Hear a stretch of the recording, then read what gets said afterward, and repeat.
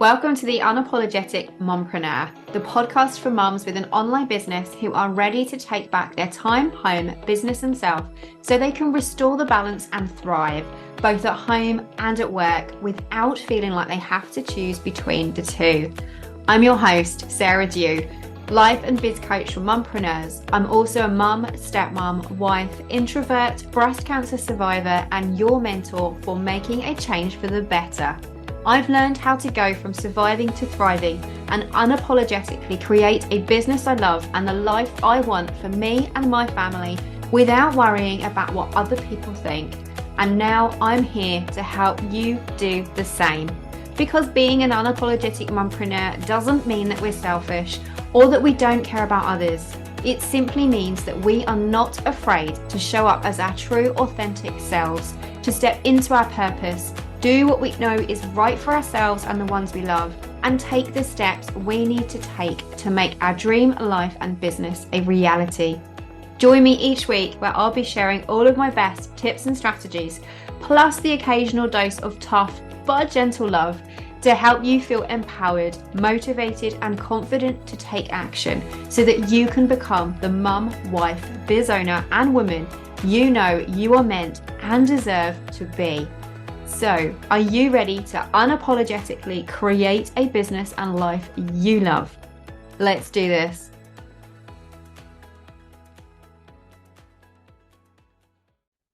Hey there, and welcome to episode 81 of the Unapologetic Mompreneur podcast.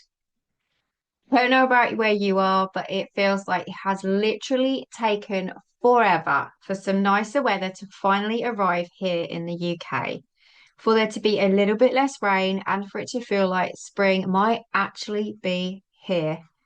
Don't get me wrong, I absolutely love autumn and winter and being able to light the fire and snuggle down in the evenings. But with it feeling like it has been raining non-stop since Christmas and that it's been super cold, and as recording this, I am still sitting here in a jumper. I am really ready for it to just be a little bit warmer and to change out my wardrobe again. And with spring being in the air, now is a great time for us to do a little bit of spring cleaning. Normally, when it comes to spring cleaning, we tend to think of spring cleaning our homes, of flipping our mattresses, of decluttering, of deep cleaning, and making everything spick and span. But this time of year is also perfect for giving our businesses a bit of a spring clean and declutter too.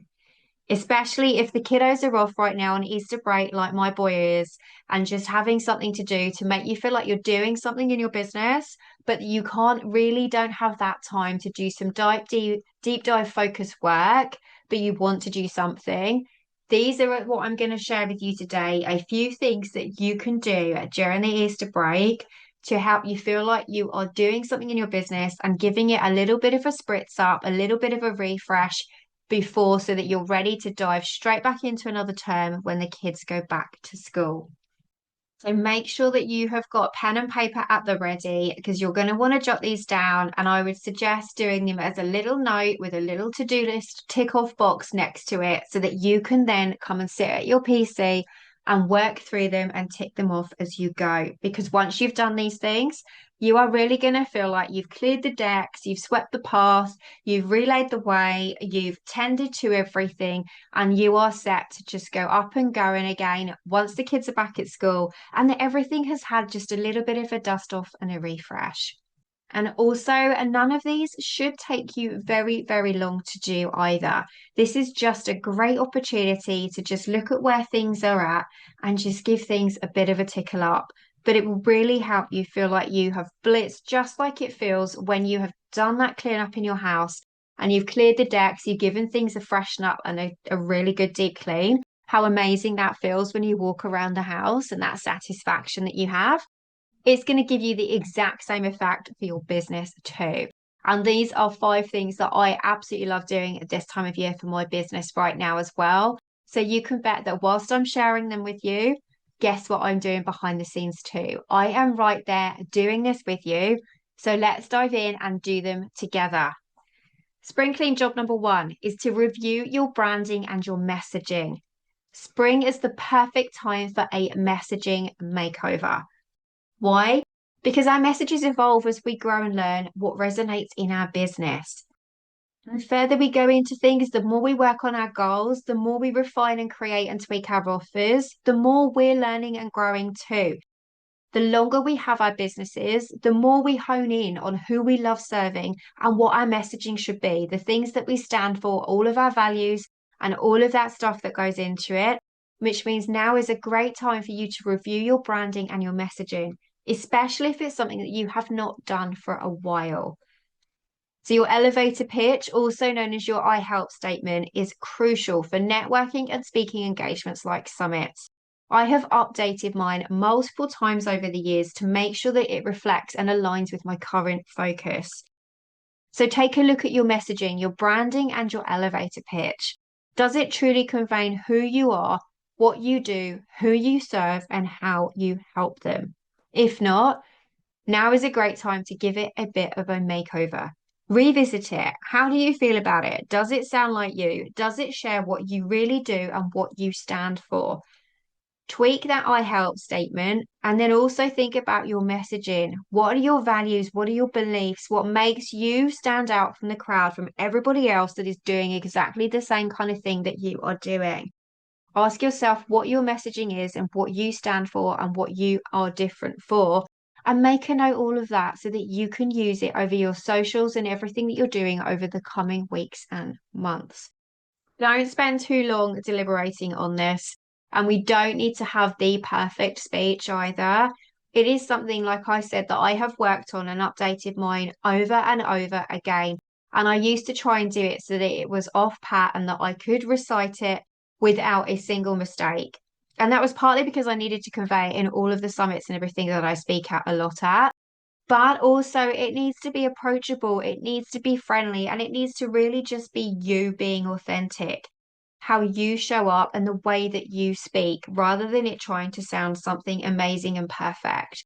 So go through it and just ask yourself what you want to include in it.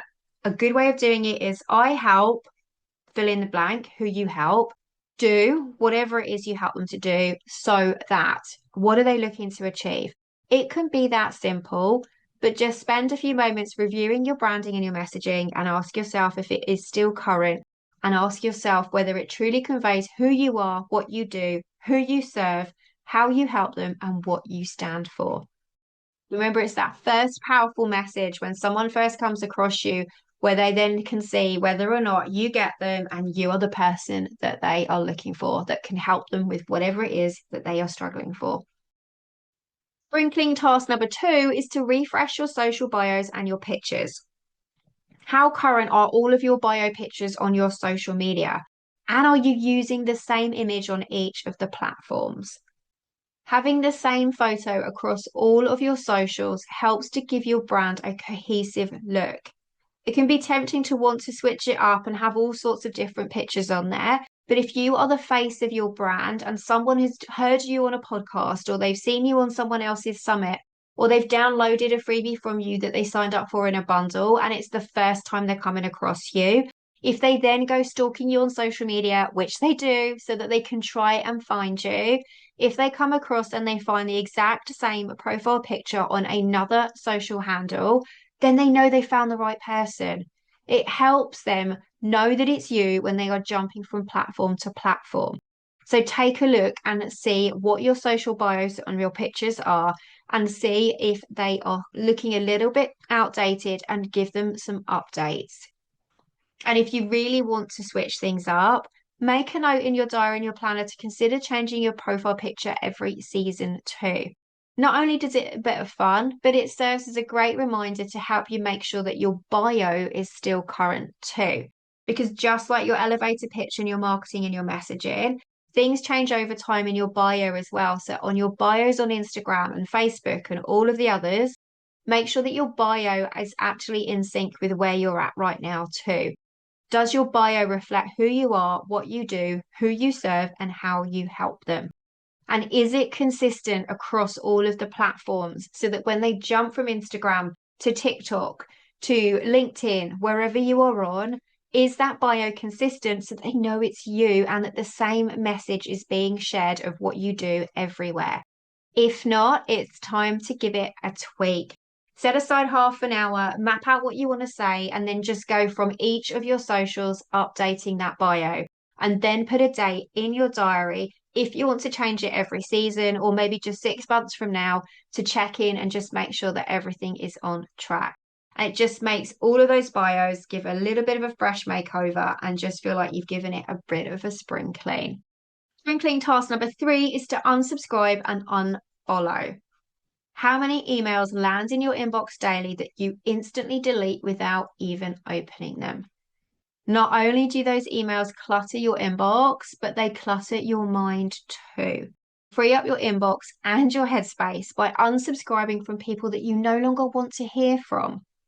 It's okay to unsubscribe right now. It's nothing personal. If you need some space and you don't want everything cluttering up in your inbox, it's okay to unsubscribe. And if you really want to go and connect with somebody again later, then you can go and track them down again and re-sign up for their list.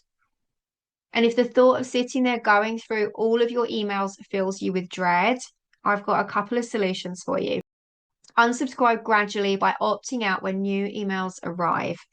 Each time a new email comes in, think, do I really want to hear from this person anymore? Can I remember why I signed up to them? And if the answer is no, scroll down to the bottom of that email, hit that unsubscribe button, and then you won't have any more of those emails come in. Within weeks, you will have effortlessly cleared out all of the unnecessary subscriptions and freed up your inbox, and it will feel amazing. Whilst doing that, once you've unsubscribed, just use that search button, put that email address into the search bar, let it bring up all of the emails that you've not yet opened from that person and hit delete on all of them. It is a super, super fast way of clearing out your inbox.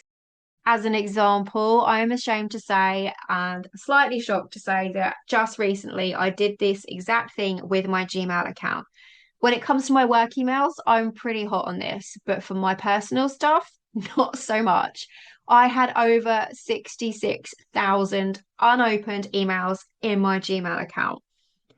Slightly shocking, and it had got to the point where I was so overwhelmed by it all that I was literally just using the search bar to try and find things just to make sure there was anything in there that I hadn't missed, instead of just setting aside time and getting rid of stuff.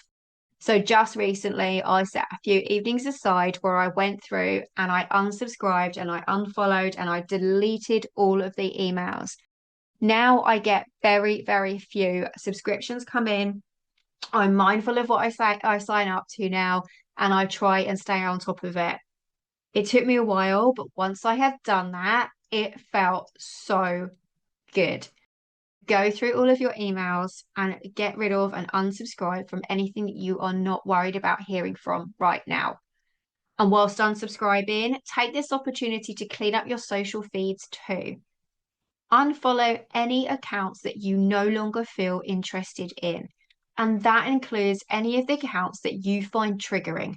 Whatever reason, when you're scrolling on your feed and you find something that sets you off, that annoys you, that frustrates you, that winds you up, or causes you to go down that comparisonitis train, get rid of them, unfollow them, mute them, just take them off of your feed.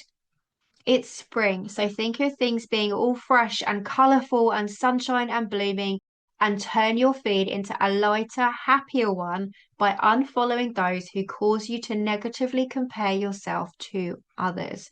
I have just done this too, just like my emails. I sat there again the other night going through my Instagram, unsubscribing, unfollowing from all kinds of ones, particularly ones that I found triggering that would always annoy me or frustrate me, or that I just did not want to see in my feed and that weren't relevant to me anymore. Free your headspace from it by unsubscribing and unfollowing, both on your emails and on your socials. Spring clean number 4 is to review your subscriptions. We've all heard that advice from all of the financial experts when it comes to managing our own accounts, of looking at subscriptions and direct debits in our bank accounts that we are still paying for but never actually using. It's the same for our businesses as well. What tools and subscriptions are you paying for in your business? And what memberships and programs are you part of? Do you still use them? Are they still serving you? And is there a more cost-effective way that you could do things? Don't be like me. I discovered just recently, as it's coming to the end of year accounts, I was going through everything, finishing up my accounts for this year, and I discovered that I was still paying for several subscriptions, some that I thought I'd cancelled ages ago and I clearly hadn't, and others that I just did not need, or things that I was doubling up on of multiple stock photography subscriptions and things like that. It's amazing how it adds up over the course of the year. They might be small subscriptions on a monthly basis, but when you add them up, yikes, it could be a real shocker. And just imagine how much less you are, how much money you are saving, and how many things that you need to sell and products and services to sell and get more clients in your business to cover those expenses that you're spending out on that you don't really need. So why pay for things that you aren't using? Take a moment to evaluate all of your subscriptions, your memberships, and all of the tools that you're using in your business. And if they're not still serving your business needs, free yourself from them and get rid of them. Not only does it mean that you've not got all these things at your hand that are just a complete waste of time and that you get frustrated every time you think about that you're paying for that you're not using them, but you're saving yourself a shed load of money too. So that's number 4, review your subscriptions. And then finally, spring clean task number 5 that you can do during the Easter break, dipping in and out of, and just give things a quick refresh is to refresh your website. When was the last time that you updated your website's homepage and about pages and all of those other pages? Potential clients like checking out your about page to see if you are the right fit and if you can help them. This together with the homepage will be 2 of the most visited pages on your site. So it's important to make sure they reflect your current offerings and your messaging. If it's been a while since you've updated them, set aside a couple of hours to give them a bit of a refresh. Then, if you follow a term time strategy like I do, repeat this exercise at the end of every term. Have a quick scroll through all of your pages. What could do with a refresh? You've just gone through and you've looked at all of your photos, your I help statement, your branding, and your messaging. Does your website reflect that too? Now, this doesn't mean that you have to spend hours doing a massive overhaul, but just spend some time going through and just adding things, updating things here and there, checking links, making sure that you've got the pages that you want on your website. And if you see any that really do need a big update, then make a note of that you can work on it over the coming weeks. But just use the opportunity to just give things a bit of a freshen up, a bit of a blitz, maybe switch out a couple of the stock photos to give it a fresher new look. If you've had some more photos done of yourself, maybe swap some of those out. Just do what you can on there just to give it a little bit of a lift and a bit of a declutter and a refresh. So there you have it, just 5 things that you can do over this Easter break, this spring has sprung time to give yourself and your business a little bit of a spring clean, declutter and refresh.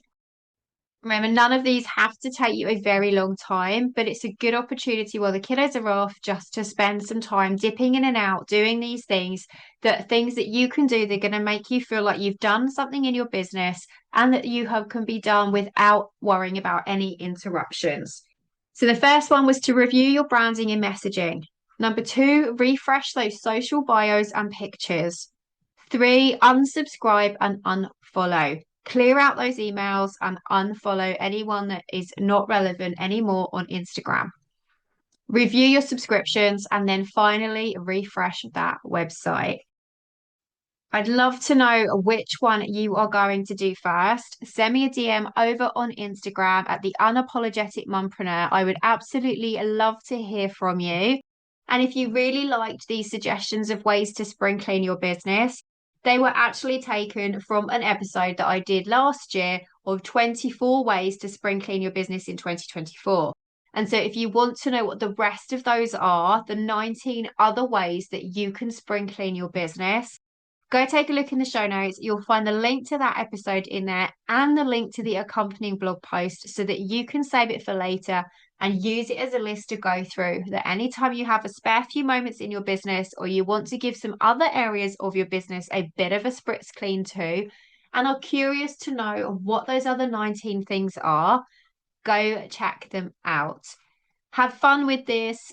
Don't spend forever on these things. Just use it as a time to give things a little bit of a sparkle and a little bit of a dust off, and bet that know that I am going to be doing the exact same thing too. That's it for this episode. Have fun giving things a spring clean and a refresh, and I can't wait to chat with you in the next one. Bye for now. Thank you so much for joining me for another installment of the Unapologetic Mompreneur podcast. If you like what you heard, be sure to hit that subscribe button so that you never miss an episode. And if you have a moment, I would love for you to leave me a rating and a review so that other mompreneurs can find this podcast too. Here's to unapologetically becoming the mum, wife, biz owner, and woman you know you are meant and deserve to be. I can't wait to chat with you in the next episode. Bye for now.